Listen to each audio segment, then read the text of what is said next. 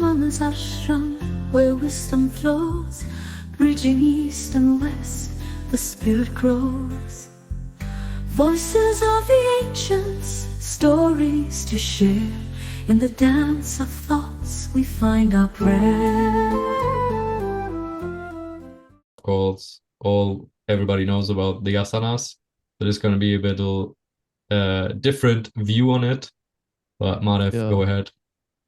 yeah, this is going to be deeper because asana, as we know, is just physical exercise in today's date, how we comprehend it, how we take it. But Sir here is also has also uh, specialized in yoga psychology. So, so you remember you once told us that those who are more emotionally suppressed throughout their lives, or maybe have childhood trauma, you recommended the Virabhadrasana or the warrior pose for them. So this was something really interesting and new for us, for the students. So maybe you can discuss more about yoga psychology and how these physical postures are not just benefiting physically, but also removing deeply ingrained impressions. Over to you, Yes. sir. Yes. You see, this entire process of Patanjali Yoga, this is about mind management and including Sankhya metaphysics, which is the background of Patanjali Yoga Sutra. And when Patanjali is dealing or defining asana, it is not defining asana just a physical exercise. But asana, according to Patanjali Yoga, it is a seat. You are establishing yourself into a proper seat and making that steady and comfortable at the same time. Not only at the physical level, but also at the mental and emotional level. And using the asana to deeply explore the mind. Because uh, in Patanjali, yogic perspective, the mind and body, it has, interconnection. So whatever is happening in your body will have, repercussions on the emotional, vital, and the mental level. That is the reason why Patanjali is talking about making the position, making the seat completely steady, and making it very comfortable. But what kind of comfort? What comfort you are looking at, and how that comfort in asana is achieved. Then Patanjali mentions when you are performing the asana, you have to relax the effort, Mhm. okay, relaxing the exertion. And relaxing the effort here also means the process of letting go. Mhm. Okay, you are letting go in doing particular asana. Mhm. Okay, and the body, as it is considered as the logbook. This is the logbook of your mental psychic impressions too. Okay, so once you are letting go the body, you let go the body. You are letting go. You let go the psychic impressions as well. Mhm. Okay, and in the process of letting that impression go, you are encountering and facing and going through those experiences Mhm. because those psychic impressions, those are the impressions of our karma. Okay, and those are imprinted not on the mind but the whole body. Okay, and within the body there are certain regions. or certain centers which are storing emotions. Mm-hmm. Okay, like for example, the abdominal region and lower abdominal region. Those are the areas of the body which store the emotion of insecurity and fear.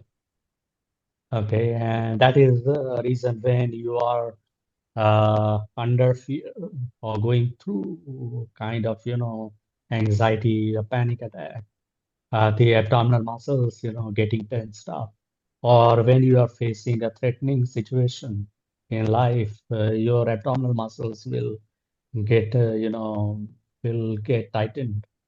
Right. So this is what we So call psychosomatic in modern psychology. yeah, it is widely studied in somatic psychology.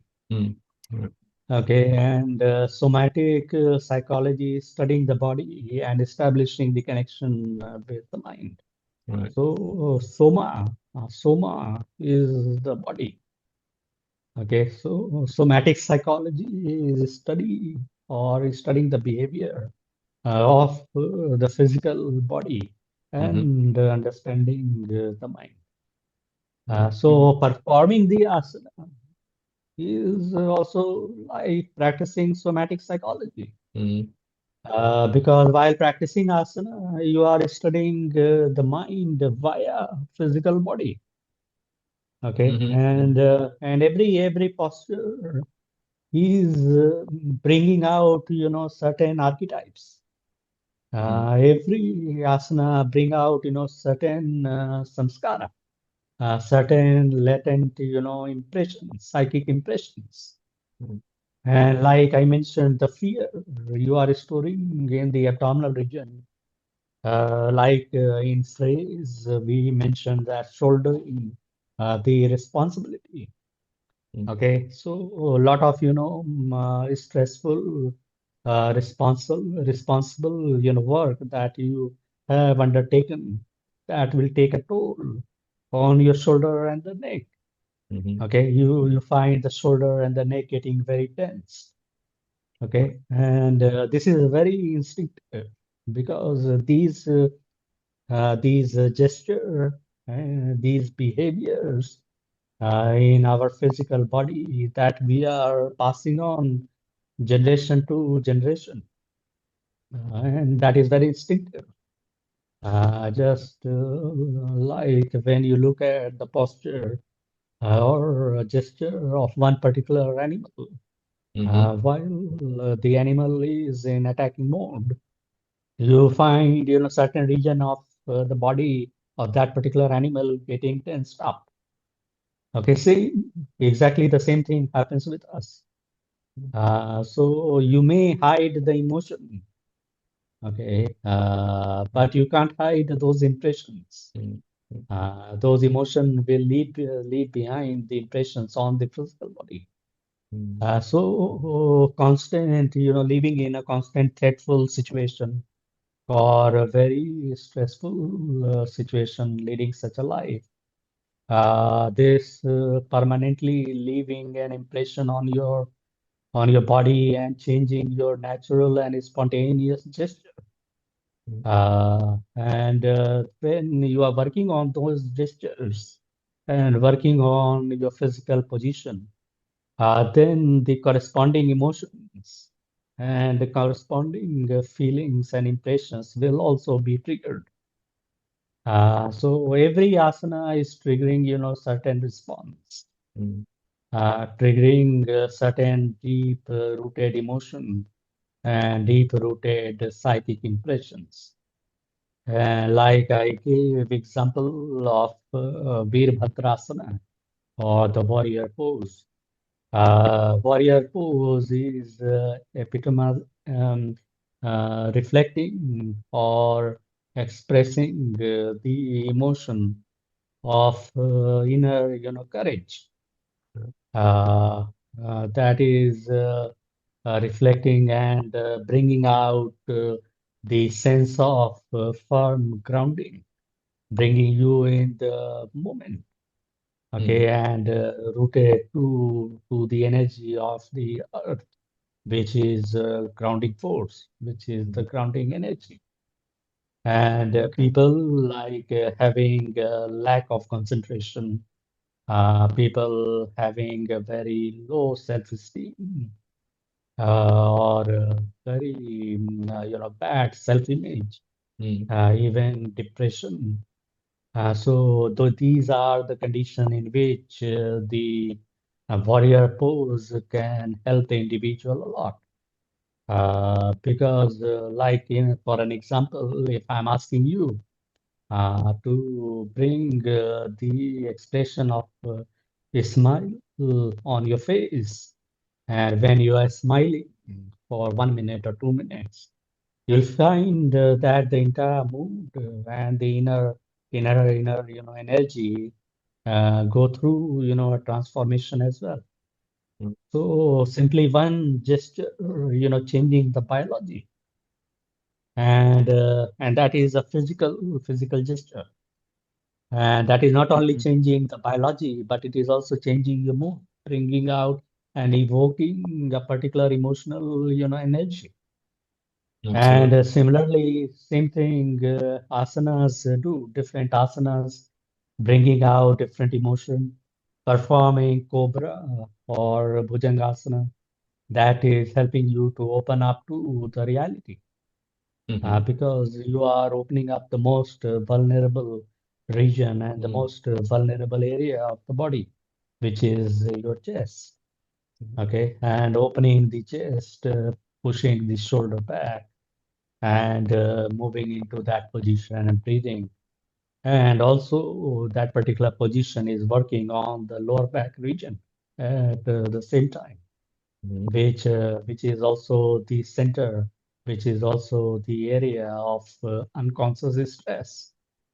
So facing the reality, taking you away from that, vulnerability, emotional or mental vulnerability. So cobra pose is one such example. Mm-hmm. And like that, a different position, different asanas are like in my every class, I mentioned that. Yeah, every asana is a potential mudra. Mm-hmm. And mudra is what? Mudra is, a psychophysical gesture. So mudra is evoking and all evoking a particular energy, channelizing the energy, and altering your quality of awareness and the consciousness. Mm-hmm. Okay, that is altering the state of consciousness. Is this So even doing where I can ask, is this connected to the so-called, I don't know if not a lot of people know about it, Sandhya Vasa? You know this, like the Twilight language? Sandhya. Sadhya Sandhya. Vasa? Sandhya. uh, Sandhya. Okay, Sand, sorry. So yeah, yeah. Sandhya Vacha? uh, Yeah, I think because they describe also that the postures are like can be interpreted like a language. You know, the mudras could be also like I don't know somehow connected to the letters, and then you can make a word of out of one mudra. yes, yes, Okay. because uh, one like for an example, mudra is what? Mudra is a device. This is an instrument which is helping you channelize the energy in proper, particular direction. Mm, mm, That is the work of mudra. But along with channelizing the energy to a chakra or to a particular, nadi, which is the energy flow or the path of energy flow, uh, you are awakening, certain potential. mhm, That is what the mudra does, and it is also conserving and storing the energy in certain part of the body. mhm, So even doing like I gave example of Bhujangasana, you are actually awakening the spine. Mm-hmm. That awakens the entire spinal, passage, which is in yoga considered as one of the most important passage, through which, the energy constantly flowing between the chakras and your nervous system Right. and I, performing. Yeah. I have a question about body pains, because according to classical homeopathy, even so, if you have pains in certain parts of body, even that has psychological um, connection. Like for right knee, if you have pain in your right shoulder, then that person is going through psychological problems regarding finances. He's trying hard to earn money. So is Mm-hmm. that also, does this is this also yogic psychology? Does yogic psychology also talk about pains? Also, homeopathy talks about no pain is ever, no accident is really accidental. So even accidents, what we call accidents, are not really accidents. Even they have psychological significance. Maybe, for example, I twitched my right shoulder while performing a certain asana, and according to homeopathy, this was not an accident. I twitched my right shoulder by wrongly performing that asana because I was going through this emotion of earning more. Mm, Mm-hmm. So, okay. uh, is this common I with, does yogic philosophy also talk about this? Mm, in somatic psychology or psychotherapy, we do talk about pains in different region of the body. They have definitely certain significance, uh, because pains are the messages. Those are the messages of the psyche, and certain pains could be due to the psychophysical knots. Okay, we have the psychophysical knots on the different region of the body. Mm-hmm. Like I mentioned that shouldering the responsibility or leading one very stress and performing very stressful, work or job, keeping your shoulders, tensed all the time. And in the beginning, you may have pain, or when you are mobilizing it, or changing the position of the shoulder, the person will definitely notice the pain. But that pain is happening or coming because you are holding the knots, muscular knots in specific points or specific region of the shoulder. And this is a kind of muscular armoring. In muscular armor, you understand. Armor is a shield, a protective shield. So we use the body as a protective, different parts of the body as a protective shield as well. Mm-hmm. And the stress we are holding in the shoulder region. Okay, and similarly, we have the muscle, knot or muscular knots in the abdominal region also. Okay, and holding back that emotional, trauma or emotional fear within the abdominal region or lower abdominal area in the pelvis. Okay, and this is a kind of defense mechanism of the physical body to contain that particular pain or containing that trauma that we are holding in different region. Mm-hmm. Because if you are threatened, all the time, or most of the time during the day, even at the workplace or, in your daily life, your abdominal muscles will always be taut. Mm-hmm. It is very, stiff and tense. And that is like a protective gesture which the body is reflecting. So that emotion is, translating into that muscular knot, and you are keeping that knot, even subconsciously or unconsciously, and you are not aware of it. And then later on, it becomes your character armor. So muscular armor gradually become your character armor Mm. and becomes the character of the body, changing your whole habit patterns, your mood, your behavior. So, This is also but where I think one of the niyamas comes in with the cleanliness, the sausha, the first one, where you know when you cultivate that, you're gonna do good thoughts, good deeds, good speech. You will naturally like let go of these knots and like let your body also you can relax more, you know. yeah, yeah. These all different things. Like even ahimsa.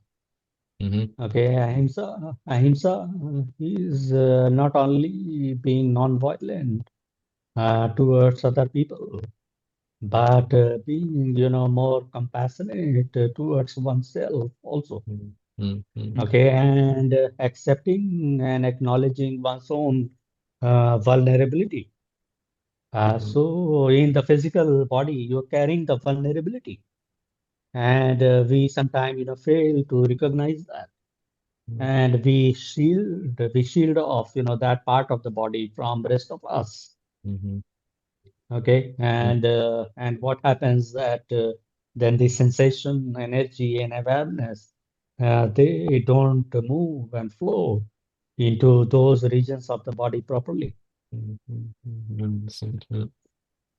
Yeah, so performing the asana is also channeling the energy, because it is opening those, areas of knots, and your breath is moving there. So wherever you're taking breath to any specific region of the body, the awareness will flow.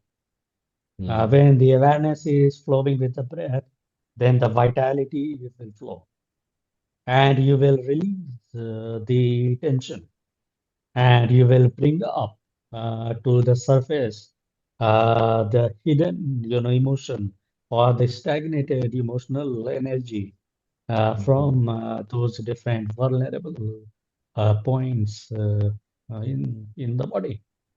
That is the role of the asana, breaking down the muscular armoring, breaking down, diluting the muscular knots, and rectifying the character armor, and bringing more spontaneity in your action, in your behavior, in your gesture, from the physical and mental perspective. Okay, Okay. Mm-hmm. that is the aspect of asana So in yeah, can you relation to. yeah, yeah. One other question to Asana, because I heard also that the original, if I may call it Asana, would be Sthiram Sukham Asanam, which just means like any pose you're comfortable and stable in, kind of. And my question is like, where did all these asanas in Patanjali Yoga come from? Did he also like yeah, made the concept of these asanas, or are they just developed by lots of sages, lots of mystical teachers, gurus in history, and Patanjali just kind of Put made them a together. yeah, put them together. Mm-hmm. Or does he Patanjali. even talk about different asanas? He just says, you know, you got to do No, postures. Patanjali was not the inventor of the asana. Uh, Patanjali only Okay. codified the pre-existing, knowledge, Mm, and created a manual. That is the reason why Patanjali didn't go into the details of the asana. Because in his tradition it is already expected that you have gone through the process of learning of the asana Okay. and then moving into the dimension of the mind and exploring the mind and the psychic. Okay. So Sthiram Sukham Asanam. Yeah. Sthiram means steady, something which is steady. Even a movement can be steady. Right. Okay, so many people misinterpret it. Mm. Many people they think that Sthiram is stillness. Yeah. But Patanjali is talking about steadiness. Mm. Steadiness in the movement.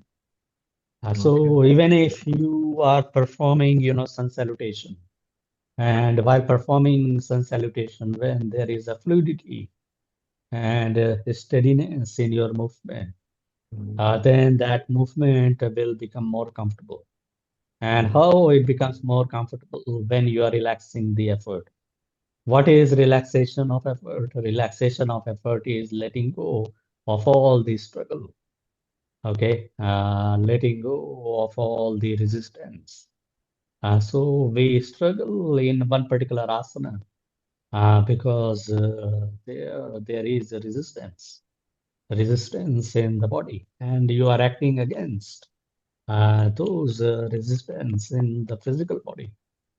And those resistance may be caused by the mental reason or the blockages, like we discussed, the knots or holding back the tensions in the physical body. So you have to start from the basic. And once you become very spontaneous in the position, whichever movement or the position you are performing, then that is called asana. When it becomes because comfort is spontaneity, and spontaneity can always come when you are natural in that particular position, when you are completely molded into the attitude of that body gesture. Right. Okay, Mm-hmm. so every body gesture or every asana also inculcating a proper attitude, bringing about change in your perspective, how you are looking at reality and how you are expressing yourself in reality. Mm. Mm. Okay, Oh, Mm-hmm. yeah. and So we that's about asana. Yeah. yeah, so we've broken a lot of myths about asanas and also went deeper into the importance of it.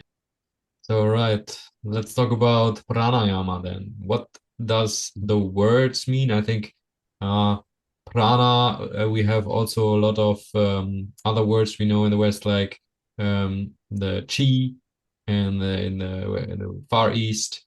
Maybe you can compare it also to the concept of the ether in alchemical Western philosophical ideas.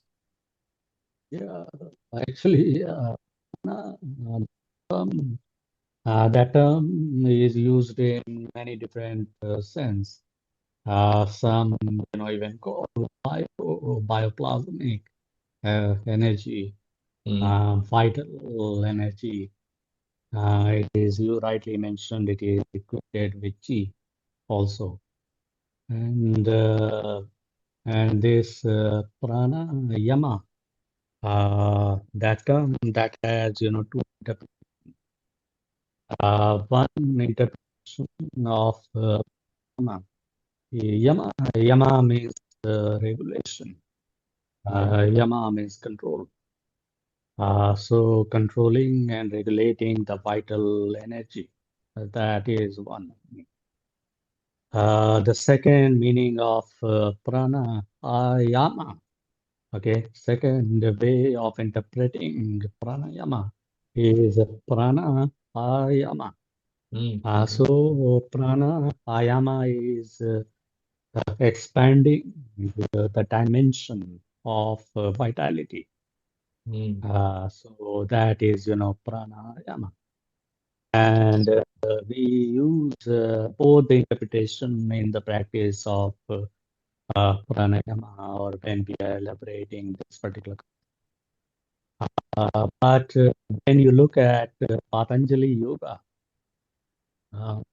in Patanjali Yoga, this is interpreted in a different way. Okay. In Patanjali Yoga, pranayama is defined as swans, praswas, gatir, vikchita. Okay, that is the Sanskrit definition. Swas, praswas, gatir, vikchita. So, meaning of swas, praswas, gatir, vikchita. Swans is your inhalation, Mhm. and praswas is exhalation, Mhm. and gati is the movement, Mhm. and vicheda is separating the two, or Okay. breaking that flow. So the inhalation and exhalation, when you are studying your own breath, you will realize between inhalation and exhalation, or exhalation and inhalation, there is a subtle pause. Mhm. There is a subtle pause or interruption or a break Right. or cessation. Okay, so cessation is happening when this is the moment of suspension, when your inhalation, either inhalation or exhalation, is suspended. Mm. So that event happens every time when you are breathing in or breathing out. Mm. After you breathing out, then there is a cessation or there is a suspension, and then the body breathes in. So during that moment of suspension, which is effortless, what happens that the mind goes into complete void, Mm. complete voidness that is created in the mind. But since that suspension is so temporary, the time period is so little, you don't prolong that voidness of the mind or tranquility, the mental patterns of the mind. Right. So So, what Patanjali, mm, yeah, sorry. yeah, the question would be, so does the pranayama in the Patanjali, like he explained it, um, more focus on this to expand this part or to experience it more vividly, like more mindfully?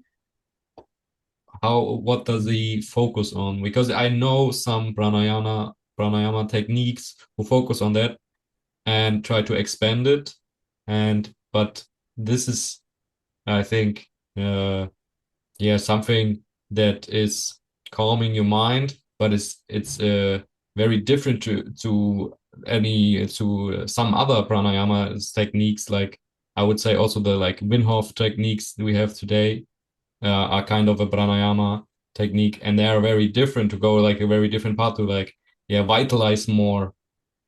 And but would you say that Patanjali would only focus on one specific pranayama techniques, so to expand this gap, or also on the vitalization part? Patanjali is more concerned about suspension of the mental patterns. Okay. Okay, how to suspend and how to dissolve the mind. Mm.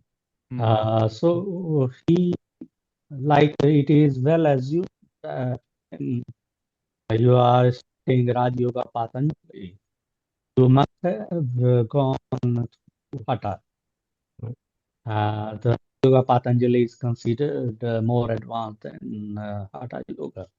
And if you read even scripture on Hatha, like Hatha Yoga Pradipika, it is very clearly mentioned that the ultimate purpose of practicing Hatha Yoga is to experience Raj Yoga, which is Patanjali Yoga. Mm. And so Patanjali is so in Hatha Yoga we already know that the movement of the prana and the movement of the consciousness both are interlinked or interdependent. When your chitta or the mind is moving, the prana gets animated, and vice versa. Mm. Okay. So in Patanjali Yoga, it is, he is actually talking about how to create or how to create a possibility when the suspension between the inhalation and exhalation that can be prolonged. Mm. Okay. Because that is the moment when inhalation, either inhalation or exhalation, not taking place. Mm. And the prana is animated when you are breathing in and breathing out.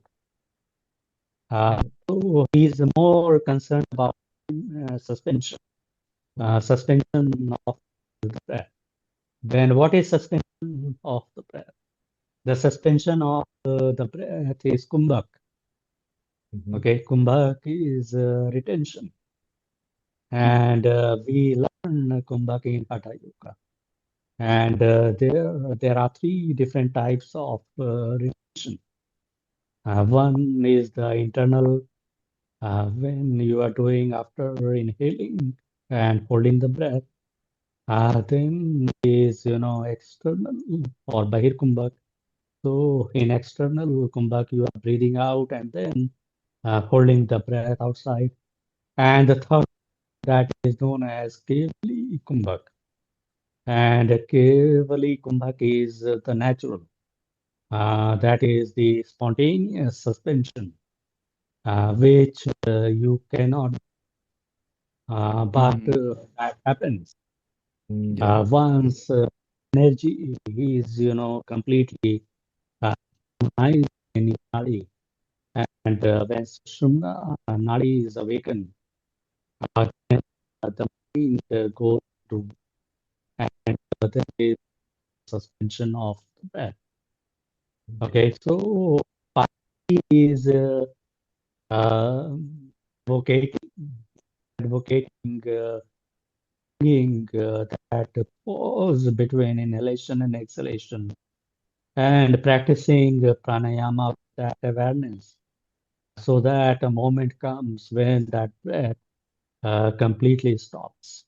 Mm. Okay, and while holding or stopping that breath or holding that suspension, uh, there is no efforts involved Mm-hmm. without any involvement here, effort.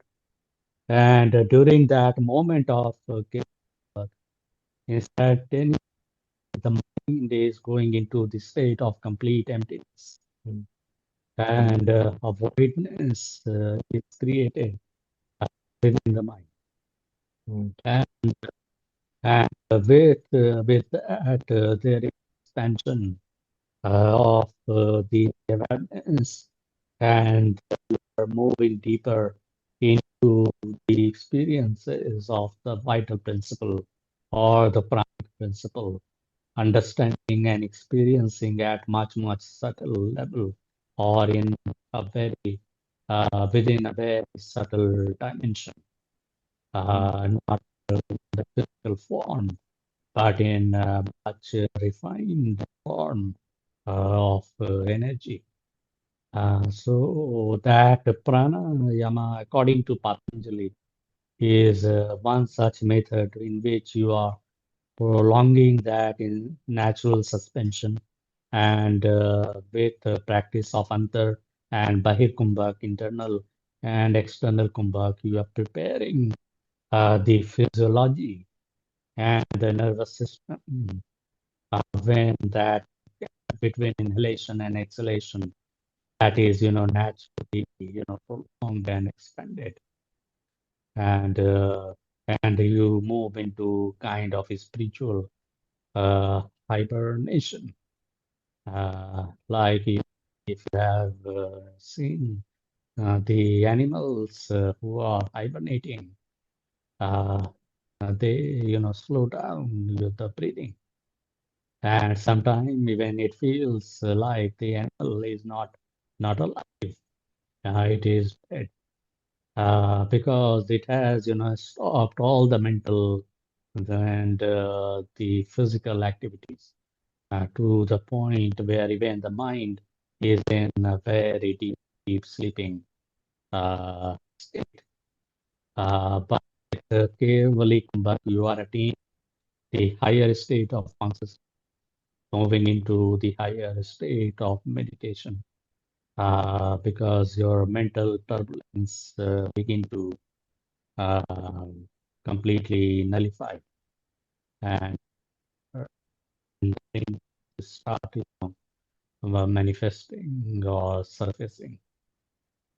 Okay, that is about pranayam and breathing in Raj Yoga. All right. Mm, So this was it for today's session. thank And you. from the next session onwards, we will go deeper into the Ashtanga Yoga. And I believe now the following steps are more internal. Till now, there was something that what you do physically and more outward, I believe. And now things go more inward after pranayama. So Yeah, this is gonna be really deep, go deeper now. And for that, we will require more of Sir's valuable time. And so thank you for being here. So, thank And you. thank you see very you one much. more. See you again, sir, Thank you. in the Yeah, next guys, episode. get excited for the next episode because it's getting very, very deep. As always on Okay. mamasashram. Thank you Yes. and namaste. Thank you, sir. Okay.